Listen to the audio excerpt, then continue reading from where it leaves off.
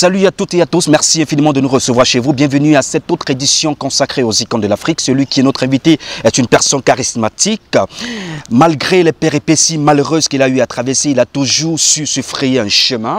Après l'obtention de son baccalauréat F3, il décide d'aller poursuivre ses études dans un institut de la place en communication d'entreprise. Et il commence ses premiers pas comme ça en 2002 dans le domaine audiovisuel, dans un média à capitaux publics à la CRTV. Il va être nommé en 2006 ou alors en 2004 chef du service d'animation musicale par son talent et son charisme. Et puis en 2008, avant 2008, il va créer son agence événementielle. En 2008, il fera un bref passage du côté des Canal 2, le groupe TV+. Et en 2011, plus précisément en mai, il sera mordu par le virus de l'entrepreneuriat. Il va créer sa propre entreprise qui est Radio Balafon. Notre invité, retrouvons-le juste après cet élément de transition. Bonjour Monsieur Bojiko.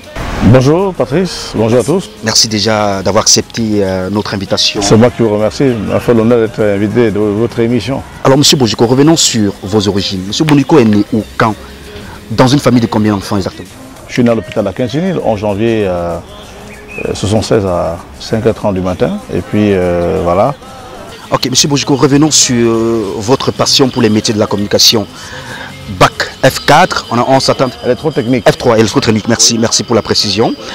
Alors, on s'attendait à un monsieur qui allait poursuivre ses études dans le domaine technique, c'est-à-dire que dans votre cursus... Oui, mais non, j'arrive là par accident, j'ai jamais voulu faire ça. Dans étant tout petit, quand j'allais chez Samson, le réparateur du quartier qui dépannait les postes radio au marché du Dedo, je ramassais les carcasses de radio que je ramenais à la maison. Mes parents ont tout fait de dire que non, ce gars sera un très grand technicien parce que je venais, je démontais, je voulais voir... Je bricolais, j'aimais de la radio, j'aimais le poste radio parce que j'aimais entendre comment on parle à la radio.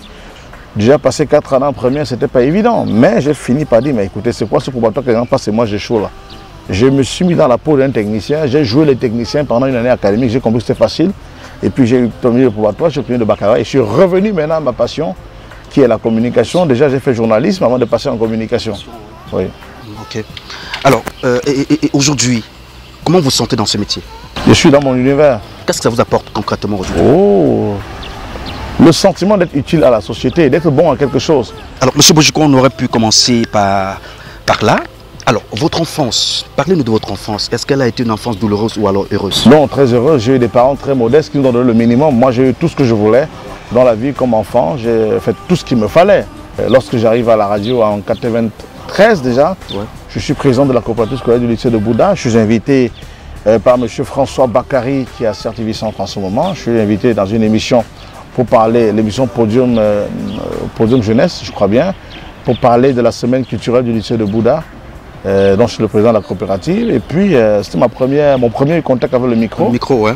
Et il me dit à la fin, tu as déjà parlé au micro un douze? Je dis non. Il dit tu mens? Je dis non. C'est la première fois. Il dit mais dis non, tu parles très bien. Et tout ça réveille en moi cette passion qui datait depuis l'âge de 11 ans. Ouais. Je dis ah bien. Même depuis l'âge de 7 ans, je dis ah tiens. 7 ans, je bricolais les postes radio. 11 ans, je voulais parler devant tout le monde. Et François Bakary déclenche en moi tout ce qu'il y a aujourd'hui. Je décide de revenir à Douala. Je dis à mes parents de faire ce métier. Quand mon père se rend compte que je veux parler à l'école, parce qu'il m'a inscrit en enseignement technique, il m'amène à la radio Douala. Il me confie à Marie-Josée Yemeli qui dit voici mon fils, il veut faire la radio. Vraiment, je ne sais pas comment on paye pour le former. On dit non, il y a une émission de jeunes ici. Il peut intégrer l'émission de jeunes. Il intègre l'émission de Justin Tagou, qui s'appelait Antenne Jeunesse. D'abord School News, mercredi soir. Antenne Jeunesse le samedi après-midi à CRTV Douala. Je me fais remarquer par Jules Tony, Jocelyne Nankam, Jocelyne Foto, Marshall Bissok, Blaise Tesson, on a toute cette équipe, Arsène Kameni. On est devenus des icônes dans le métier. On a commencé ensemble. Et voilà comment... je fais partie de l'équipe des jeunes, la relève de la CRTV. Cette relève-là aura quand même un chemin assez difficile. Frustration, humiliation par les aînés de la maison qui ne voient pas d'un bon œil qu'on accorde l'antenne à des jeunes qui prennent de plus en plus du volume, mais qui ont du talent. Il n'y a que la CRTV à l'époque. Il y a la FM 105 avec les grands comme Châtelain. Ils ne nous accordent pas beaucoup de place parce qu'en ce moment, c'est une chaîne commerciale. Il faut bousculer là-bas. Ouais. Il y a donc le Messie qu'on appelle Jacques Lormeau. Moi, je l'appelle le Messie. Jacques Lormeau qui arrive avec Chaude Fréquence, il récupère tout ce qu'il y a de bon à CRTV Douala, tous les meilleurs il met dans son équipe et il prend d'autres il met là. Un jour donc, Sèche Poudre me récupère dans l'équipe de Chaude Fréquence où Jocelyne Nankam était déjà. on fait un petit temps et puis je retourne. Là-bas, je n'ai qu'un très peu d'espace. Et puis je retourne à Certi-Douala où j'avais plus d'espace. J'avais besoin de pouvoir vous exprimer. Voilà. En fait, ouais. C'est comme ça que je rentre à Certi-Douala. Je deviens le fils de la FM, le fils de la radio Douala. Je grandis dans la maison et en 97, après la mort de mon père, je quitte la radio Douala en 98 pour aller poursuivre mes études à Bamban, où j'obtiens le probatoire. Je reviens pendant les vacances, je fais les émissions de jeunes. Je repars faire le baccalauréat. Je reviens encore pendant les vacances faire les émissions de jeunes. J'ai le bac. J'entre en communication, j'intègre maintenant Radio Lumière, qui a déjà une chaîne de radio, et je quitte Radio Douala en 2000. Et on perd mes traces, et la CERTI va lancer de nouvelles chaînes FM, il faut renouveler l'effectif. Ils décident d'abord de récupérer tout ce qu'ils ont formé, qui font les forces des radios privées là. On me cherche, je suis en Radio Lumière, puis Radio Scientou, je commence à atomiser la CERTI à partir de ce niveau-là. J'aime l'expression là. Je commence à atomiser ma propre maison. Ouais. Pour le dire, vous m'avez laissé partir, c'était une erreur. On vient me pêcher un jour comme ça en plein cours. Mais nous envoie qu'à aller chercher cet enfant. Je retourne à la CERTI, je réalise mon rêve. Mon rêve était de travailler à la CERTI avec un contrat professionnel. J'entre à la CERTI donc en 2001, je suis régularisé en 2002, nommé chef de service en 2004 et je repars de là en 2008 parce que Madame Chatoué m'avait rencontré entre-temps quand je venais d'arriver à Douala. On lui avait parlé de moi bien avant. Et j'arrive à Douala, on dit, ah ben tiens, il est là, il doit me rencontrer, je la rencontre. Je trouve une femme non seulement très jolie, mais très sympathique. Je dis, je viens d'avoir le contrat, mais madame, laissez-moi le temps de servir la CERTI, de lui donner tout ce que je lui dois et je reviendrai vers vous.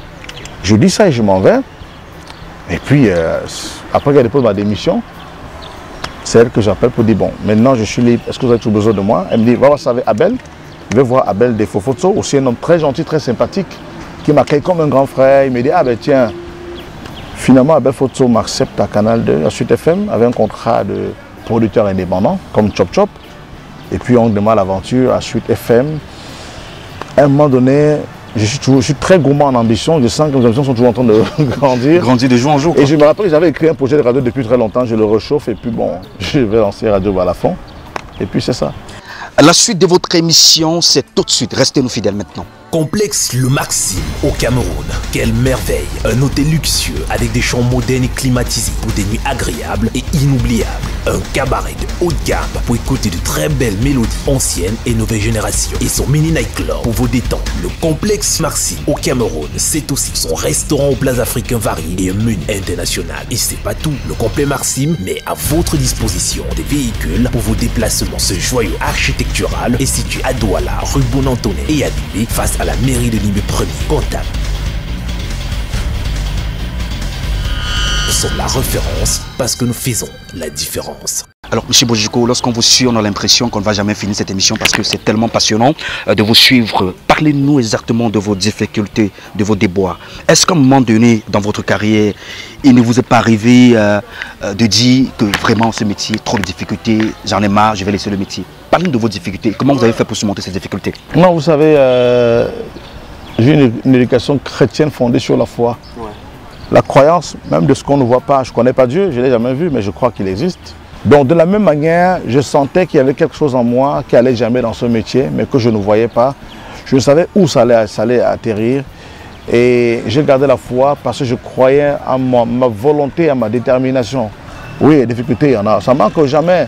Donc il y aura toujours quelque chose qui va mesurer votre détermination. Il y aura toujours un obstacle qui va éprouver votre envie. Il y aura toujours une situation qui va venir vous amener à vous remettre en question et à même à douter de vous. Mais justement, c'est à ce moment-là que vous vous rendez compte que vous êtes sur la bonne route. Ok. Alors, parlons du métier. Quels sont ceux qui ont influencé votre enfance? Ou alors, quels sont ceux qui vous ont donné l'envie de faire dans le métier? Peut-être sont nombreux, citez les noms. Et comment est-ce que vous avez rencontré ces personnes? Et quelle a été la nature de votre relation? Quand je commence à avoir réellement de l'ambition pour le métier, je cherche des modèles. J'en ai pas eu un, Léonard Chatelain, pour le style qu'il a apporté à ce métier. Chatelain, c'est le gars qui a donné de la valeur au métier d'animateur. Vous avez Jean-Robert Tchatchou, pour le souffle qu'il avait à l'antenne pour le hit parade, Saint-Lazare Amougou, Alain Mevegué, Alain Foucault pour la plume, Claudie Siard pour la culture en musique. Donc je me suis inspiré de tout le monde, véritablement. Konstika ne vous a pas inspiré aussi? Je l'admirais, mais je n'osais même pas essayer. Ouais, parce qu'il avait non, parce que lui, c'était une autre dimension. Et j'avais peur de me casser le nez Je suis un homme de radio, pas un homme de télévision. Télévision, exactement. Et quand je suis un homme de télévision, donc c'est pas le... Ouais, je ne veux pas que des hommes de radio, pas des hommes de télévision. Ouais, ouais. Ah, ok, d'accord. Voilà. Okay. J'étais façonné par des hommes de radio, chez qui j'ai pris un peu, et puis j'ai mis dans un panier, et puis à force de travailler tous ces différents styles-là, j'ai fini par trouver mon identité. Ok. Alors, est-ce que vous pouvez conseiller un jeune aujourd'hui de faire carrière dans les métiers de la communication? Oui, bien sûr. Bien sûr. Le jeune qui veut faire ce métier va simplement se mettre à l'école du métier. Rien ne se fait sans apprentissage. Je suis d'accord, monsieur. Ce que vous voulez réussir dans la vie, vous devez toujours l'apprendre. Tout s'apprend dans la vie. Alors, il y a des jeunes aujourd'hui qui confondent parler à la radio et faire de la radio. La radio, c'est un spectacle. La télé, c'est un spectacle. Vous savez, il y a beaucoup de gens qui passent à la télé, mais très peu font de la télévision. La télé, vous devez d'abord, la radio comme la télé, du moins, le contact avec le public à travers la technologie qu'on appelle la radio ou la télé, demande d'abord d'avoir une âme. Une âme, un prisme. Quelque chose qui dégage quelque chose que personne ne peut voir, mais qu'on peut sentir sans pouvoir savoir de quoi il s'agit exactement. Ce qu'on appelle le charisme. Et justement, développer une certaine intelligence sociale.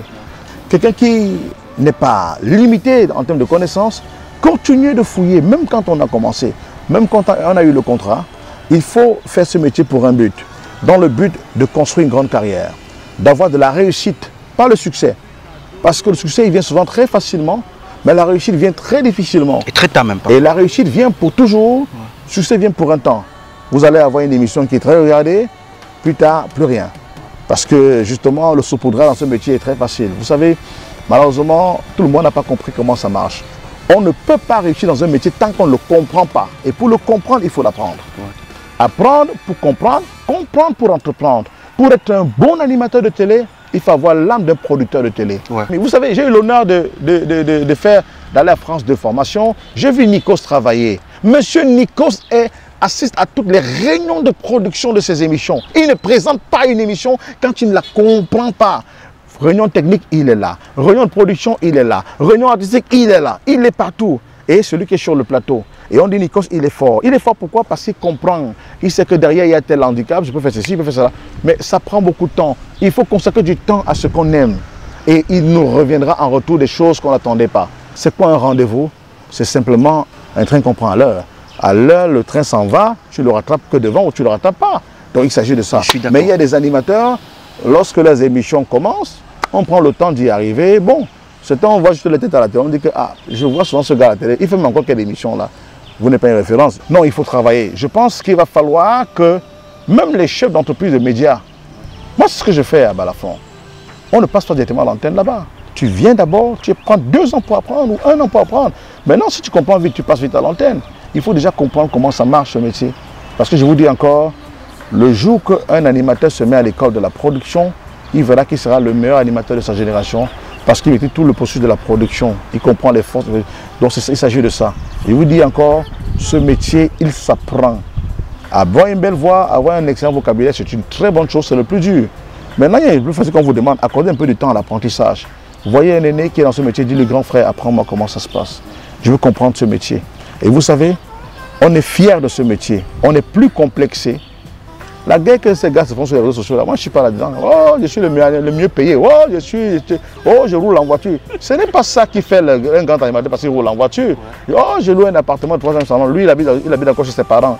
J'entends souvent cette guerre de ces animateurs-là, ces petits frères-là. Il y a quelque chose, M. Kadi, qui est fondamental. Et j'ai l'occasion de vous tribune pour le dire ici à ces jeunes. Vous n'allez pas vous comparer aux autres. Comparez-vous aux défis qui vous attendent. Au soir de votre carrière, vous direz aux gens, qu'est-ce que j'ai apporté à ce métier? Chacun a apporté du caractère chez les animateurs. Maintenant, tous les animateurs sont habillés VIP. On était des brouillons avant, des clochards, nous confondons aux amuseurs publics. Chacun a montré qu'on peut être doctorant, bac plus 4, plus 5, plus 6 et être animateur.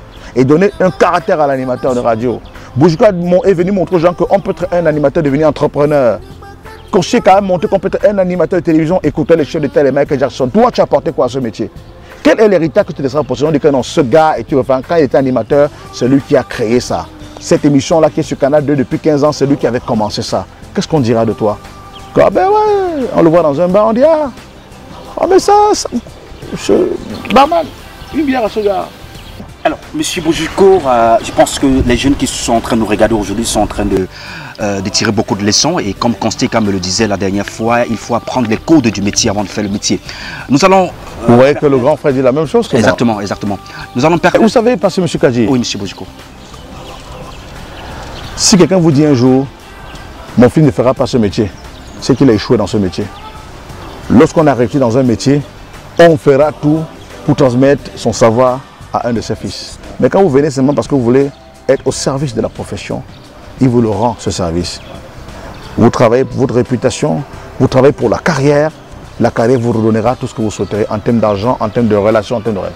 L'argent est la conséquence d'une réussite ou d'un succès qui lui-même est la résultante du travail et du talent. Vous comprenez? Donc, comme je disais, il faut aller à l'école de ce métier. Et une chose qui est fondamentale dans ce travail, pour la plupart des jeunes qui arrivent, c'est que lorsque tu n'es pas capable d'expliquer ton métier aux gens, c'est que tu ne le connais pas. Et beaucoup de gens font un métier qu'ils ne comprennent pas. Beaucoup de gens font un métier qu'ils ne connaissent pas. Ils font par mimétisme, par aliénation collective. C'est même des petits fous, il faut les soigner. Parce qu'ils font un métier, parce qu'ils ont vu faire Chop Chop, ils vont aussi faire comme Chop Chop. Parce qu'ils ont vu faire M. Kadji, ils vont faire comme M. Kadji, mais ils ne peuvent pas expliquer ce que M. Kadji fait. On ne peut pas aimer ce qu'on ne connaît pas. Vous comprenez? Et pour connaître un métier, il faut l'apprendre. Vous comprenez? Beaucoup de gens dans ce métier, qui sont la plupart des frustrés là, qui partent à faire la guerre sur les réseaux sociaux là, du matin au soir, ils sont sur Facebook. Vous vous demandez mais il prépare son émission à quel moment celui-ci? En train de répondre à tout le monde. Vous demandez et là, vous le voyez à l'antenne le lendemain. Beaucoup même en pleine émission sont là, direct. Et puis, vous insultez, il répond. Vous demandez mais celui-ci a l'énergie d'insulter hein, comme ça. Le temps de préparation, ça fait une semaine qu'on parle de cette émission, 2 semaines. On sent qu'il y a une préparation derrière. Vous saviez que je devais passer. Hein? Non, dites à nos petits frères là, nos petites sœurs là, d'arrêter de faire la télé des mannequins, de faire la vraie télé des hommes et des femmes de télévision. Hein? Des cheveux qui tombent, qui font les yeux, des coiffures. Non. C'est pas parce qu'en la télé, ce n'est pas avec la coiffure qu'on se fait remarquer. C'est pas avec ce qu'on représente, l'énergie qu'on dégage. Ce qu'on dit. Le charisme et ce qu'on dit, ce qu'on propose aux gens comme offre de programme. C'est ça qui intéresse le contenu. Hein? Et la maîtrise du contenu. Parce qu'il y a le contenu qui est proposé par le réalisateur, mais il y a la maîtrise du contenu par l'animateur.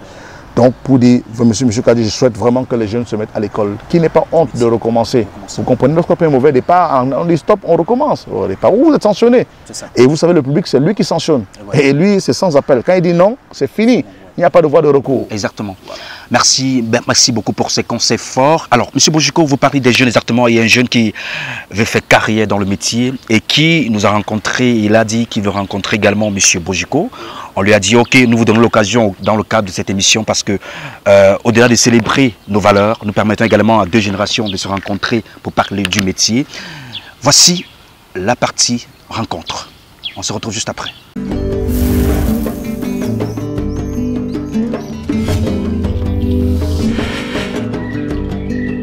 Bonjour, monsieur Cyril Bojiko. Bonjour. Vraiment, permettez-moi d'exprimer mon émotion. C'est un rêve que je suis en train de réaliser là maintenant. Chaque fois, j'écoutais vos émissions à la radio et puis maintenant, j'ai le privilège de voir monsieur, s'il vous plaît, je peux vous serrer. Oui, bien sûr, pourquoi pas. J'ai vraiment écouté ce que vous avez dit. Franchement, moi, je suis Laurent Makaki, je me présente d'abord et je suis étudiant à l'université de Douala. Vraiment, ma passion... C'est quoi comme filière? Oui, je suis en faculté de droit. Ok. Oui. Et franchement, je veux vraiment travailler avec vous. Quand je dis travailler, ce n'est pas venir directement dans votre radio, mais c'est que je vais apprendre avec vous. Mais vous savez, je ne peux que vous donner, je peux vous donner que ce que j'ai. Mais vous gagnerez également à tenter d'autres expériences et d'autres personnes qui peuvent vous donner également quelque chose qu'ils peuvent vous donner. Vous serez riche de tout ça. Parce que si vous n'allez qu'à mon école, vous serez ma reproduction. Hein? Vous serez ma reproduction et vous risquez de manquer de personnalité, de ne jamais être vous-même. Comment vous développez votre charisme? Soyez quelqu'un qui mesure justement ses forces et ses faiblesses, qui les connaît, qui travaille à s'améliorer tous les jours, qui est sûr de ce qu'il veut devenir, qui est sûr de ce qu'il pense, qui dit ce qu'il pense et fait ce qu'il dit. Je suis un être de chair et d'os. J'incarne quelle valeur morale? Hein? Si vous incarnez l'humilité, soyez humble. Si vous voulez incarner l'intégrité, soyez intègre. Si vous voulez incarner l'altruisme, soyez altruiste. Alors, peu importe ce que les gens penseront, ça ne vous intéressera pas. Parce que le meilleur de vous est en vous et vous le ressortez à travers votre être. Donc vous incarnez vos valeurs et ainsi les gens vous diront à prendre ou à laisser. Et on finira par vous aimer parce que vous êtes vrai. Et n'oubliez pas que quand vous êtes vrai, vous aurez la même façon de faire tout ce que vous faites dans la vie. Et que vous maîtrisez vos émotions, vous aurez du charisme. Merci, merci. Je vous en prie. Merci, grand frère, merci beaucoup. Merci de rester fidèle dans cette émission. Alors, M. Bojiko, nous allons terminer l'émission dans quelques minutes seulement. Mais avant, dites-nous, quel est votre plus beau souvenir dans le métier? Mon entrée à la CRTV. Le jour que j'ai eu le contrat, c'était la plus belle chose de ma vie. C'était mon rêve. Évoluer dans la cour des grands. Et quand je suis devenu le collègue de Charles Ndongo, j'étais très content. Le collègue? Ah bah oui, mais si les directeurs, je dis, mais les directeurs, nous sont homologues. Hein. Le grand frère Charles, la référence. Alors, votre plus mauvais souvenir dans le métier? Mon plus mauvais souvenir, c'est quand je suis parti de la CRTV. Parce que le jour que je partais de la CRTV, c'était comme si je quittais volontairement, je quittais volontairement mon paradis. J'étais le chouchou de la maison. À peine arrivé, on m'a confié une émission en télé en prime time. Joséphine Dagnou, Jeannot et le mort m'ont fait confiance. Et quand il fallait partir, c'était la mort dans l'âme. Monsieur Kadji, il est difficile de quitter ce qu'on aime. Alors, ça n'a pas été facile. Gilbert Lenzana est toujours là, il va vous dire. Il était le premier à savoir que je partirais de la CRTV. 10 mois avant. Chaque mois, je prenais mon salaire, je rédigeais ma démission. Je me dis que pour mon salaire, j'écris ma démission et je m'en vais. J'écris 10 démissions. Je ne suis jamais parti. Chaque fois que je veux partir, il y a toujours une mission qu'on me confie, il y a une tâche qu'on me confie, il y a toujours un regard que je croise qui me fait changer d'avis. Le jour où je décide de partir, la veille, je reçois le coup de fil de Chislin et banque par qui je suis entré à la FM. Et je lui dis, j'ai intention de partir, il me dit, non petit, ne fais pas ça. Ça me désole et je dépose. Donc j'écrivais, je froissais, j'écrivais, je froissais. Et j'en ai parlé à Tanya Kondom, mon ami. Il dit, je veux partir, mais il dit, tu pars d'abord. Je lui explique, il me dit, prends des moments de vacances. Et on a un ami en commun, Meda, qui est installé en Afrique de l'Ouest, là, je ne sais plus dans quel pays il fait, dans les glaciers. Je l'appelle, je dis, bon, envoie-moi une invitation, je vais venir chez toi, je prends mes congés. J'ai pris des congés, je suis parti hors du Cameroun. J'ai passé 2 semaines à prier et à méditer. Et la veille de mon retour au Cameroun, j'ai rédigé ma démission. Je ne l'ai pas relue, j'ai mis dans une chemise, j'ai mis dans mon sac de voyage, j'ai dormi, je me suis levé, je suis allé à l'aéroport, j'ai atterri à l'aéroport de Douala. Je me suis arrêté à la radio en pleine nuit, j'ai pris mes affaires et mis dans ma voiture, je suis rentré chez moi, je ne suis plus jamais rentré. Le lendemain, je suis directement allé à Yaoundé déposer ma démission. Et j'ai une amie donc, elle était aux impôts, c'est puis elle est encore là-bas, Nathalie Sani. Je l'appelle, je dis, elle m'appelle comme pour me dire bonjour, comment? Je t'écoute plus à la radio, tes émissions, elle dit non, j'étais en congé, mais il faut même que je te parle. Directement, c'est la première qui m'appelle après la pause de ma démission, on se donne dans un restaurant de Douala, je lui explique mon projet. Elle me dit, tu sais pourquoi tu es triste? Elle me dit, c'est le sauver l'inconnu. Tu as peur de l'inconnu. Mais au fond de toi, il y a quelque chose qui va t'amener à réussir ce que tu veux entreprendre. Comme tu as déjà déposé ta démission, assume et va-t'en. Maintenant, si tu crois que tu as mal fait déposer ta démission, pour ne pas être malheureux, relève le défi de réussir alors maintenant que tu n'es plus à la CRTV. Vous voyez ce qu'elle m'a dit? Tout de suite, ça a déclenché quelque chose en moi. Ouais. Et je suis parti. Alors, ce qu'on peut retenir, c'est que lorsque vous êtes destiné à réussir, il faut apprendre à prendre le risque, parfois de quitter. Oui, parfois c'est difficile de prendre le risque, mais il faut le prendre. C'est très important. Alors, monsieur Bojiko, quels sont vos projets d'avenir? On peut travailler un jour encore à la CRTV. Non, mais vous blaguez. Pourquoi? Ouais, je vais travailler encore à la CRTV, mais plus comme avant. Maintenant, comme partenaire, comme... Ah, ils ont fait la radio des icônes. Il faut que ceux qui m'appellent viennent faire champion. Non, mes projets, je me suis lancé résolument vers la production des contenus. Ouais. J'ai mis sur pied à Douala une grosse structure de production audiovisuelle. Je vais bientôt envoyer des programmes sur Canal 2, CRTV et les autres chaînes. Et je suis en train de travailler un projet d'académie de l'audiovisuel où je dois former des jeunes en radio et en présentation télé. Et puisque vous savez que je suis coach en performance communicationnelle, donc il y a des jeunes qui ont du talent mais qui n'ont pas l'art. Vous comprenez? Je leur apporte l'art. L'art est plus facile à acquérir. Donc je pense qu'à un moment donné, il va falloir que on se mette à la formation. C'est facile de critiquer les jeunes, mais il faut proposer quelque chose avant qu'ils n'acceptent pas. Donc je me lance dans la formation de ceux qui veulent faire, qui veulent apprendre à parler en public, qui veulent apprendre à dégager une énergie sur un plateau de télévision, qui veulent se lancer dans la production, dans la télé, à la radio. Je vais les encadrer. Avec d'autres confrères, d'autres frères dans le métier, on va les aider. Et il serait pour moi aujourd'hui heureux, je serais très heureux de savoir que le Cameroun a les animateurs de référence. Après Conseiller Kaya Yuki, dites-moi, quel animateur de radio, de télé au Cameroun aujourd'hui est connu dans toute l'Afrique comme Conseiller K? Pourtant, en football, on a eu Roger Mila, on a eu Patrick Mboma, on a eu Samuel Etofis, on a Vincent Boubacar. Mais nous, en télé, après Conseiller Kaya Yuki, personne. Merci infiniment. Nous sommes justement à la fin de l'émission, mais avant de passer un message à la jeunesse qui vous regarde et cette jeunesse qui s'inspire de vous.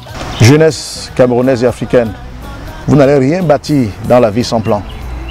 Les plus grands édifices qui sont solides se bâtissent à partir d'un plan architectural.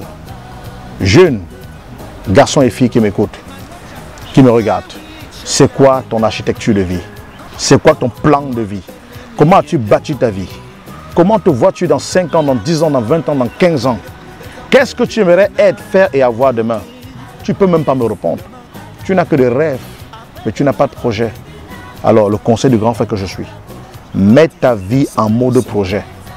Parce que quand ta vie est en mode projet, tu sauras exactement où tu vas et le chemin qui y conduit et avec qui tu vas cheminer. Tu verras que même au niveau de tes relations, tu feras le casting. Parce que quand on volait comme un aigle, on marche par des lézards qui rampent sur le ventre. Tu ne marcheras qu'avec ceux qui te mettront de porter loin tes ambitions. Je te dis, mets ta vie dès maintenant en mode projet, comme un bâtiment qui se construit sur la hauteur. Pour aller loin dans le ciel, il faut creuser profondément dans le sol. Tu dois redescendre, apprendre, accepter tes limites, tes forces et tes faiblesses, les corriger tes faiblesses et amplifier tes forces pour être un vrai conquérant. Et ainsi, tout te tombera dans la main. On dira que tu es pédé, on dira que tu es sorcier, on dira que tu pratiques, alors qu'en fait, toutes ces choses-là, tu es préparé à les avoir. Et comme Dieu voit tes efforts, tout te tombera entre les mains et ta main sera abondante. Merci M. Bojiko. Alors, qu'est-ce que vous pensez de cette émission qui aujourd'hui C'est une très belle émission. A décidé de célébrer les valeurs succombées? Mais c'est trop court. Il faut que M. Chatué augmente le temps de cette émission. Parce qu'il y a des gens qui ont des choses à dire. Non, M. Chatué. Il vous a écouté. Je pense qu'une émission comme ça sur votre antenne vaut sa place. Mais on parle tant de nous soulever des émissions à la télé qui tourne les fesses. Vous pensez qu'on peut bâtir un Cameroun avec des gens qui tournent les fesses? Je suis d'accord, M. Bojiko. Non, attendez. Vous regardez la télévision camerounaise, c'est la danse. Tout, c'est la danse. Est-ce qu'on peut bâtir un pays avec la danse, mes amis? C'est quoi cette histoire-là? On tourne les fesses. Je suis d'accord. Où on tourne les hanches. Non, je pense que des émissions comme celle-ci où on invite des gens qui ont quand même un certain parcours, qui ont modestement une référence, qui peuvent inspirer d'autres gars derrière, devraient être des émissions qui prennent le plus de temps d'antenne et qui se répètent, qui est même sain dire rediffusion parce que vous ne savez pas, le peu de choses que j'ai eu à dire là, peut-être que ça peut aider un jeune. On ne sait jamais. Vous voyez un peu? Non, il faut les multiplier à l'antenne. C'est une bonne émission, mais elle est très très courte. Vraiment, et moi, c'est ça qui me désole. Ok, on a compris, M. Bojiko. Soyez à la hauteur. Parce qu'au montage, là, on a coupé beaucoup de choses. Hein. On a tout coupé au montage. Pour vous, spécialement. On a fait plus d'1 heure ici. Oui. Mais c'est 26 minutes. Pour vous, spécialement pour cette émission, on verra comment on marque que Mme Fotso vous donne plus de temps. Mme Fotso, M. Eric Fotso sont mes amis. Ils donnent beaucoup de temps, pas parce que c'est moi. Non, non, non. Parce qu'il y a Conseiller K, Châtelain, Charles Ndongo, Patricia Mengue, Chop Chop, d'autres qui viendront ici, non, parler du métier. Et même ceux qui font dans l'hôtellerie, les maîtres valets, les restaurateurs, tous ces gens-là. Chacun est une icône dans son domaine. Donnez la parole à ceux qui comptent, à ceux qui ont du parcours, qui ont du chemin. Il va falloir que dans ce pays, les télévisions valorisent les expériences inspirantes. C'est quoi une expérience inspirante? C'est quelqu'un qui te parle de son parcours et ça te sert d'école. Une émission comme ça, c'est 5 ans d'université. Hein. C'est 5 ans d'université, d'apprentissage. Moi, je vous encourage. Merci infiniment, M. Bojiko. Merci infiniment à vous de nous avoir suivis. Soyez à la hauteur de votre ambition. Apprenez à vous défaire de tout ce qui peut vous être inutile et à donner un peu de votre temps à tout ce qui peut vous être utile pour faire la différence entre ce qui est utile et ce qui est inutile. Il faut mettre en exergue sa compétence intellectuelle. Merci infiniment de nous avoir suivis. C'est un plaisir pour nous de célébrer une icône dans le domaine de la communication, M. Bojiko. C'est les compagnies qui gardent les jeunes. Hein. Les jeunes ont trop de mauvaises compagnies. Ce sont des compagnies qui gardent les jeunes. Hein. Ah ben oui, je vous dis. Au revoir. La prochaine fois sera certainement la meilleure. Arrête. La magie, la vraie magie, c'est le travail. Et voilà, Calmo, voici la vraie magie, le grand garçon. La vraie magie, c'est le travail. Oui. Voilà.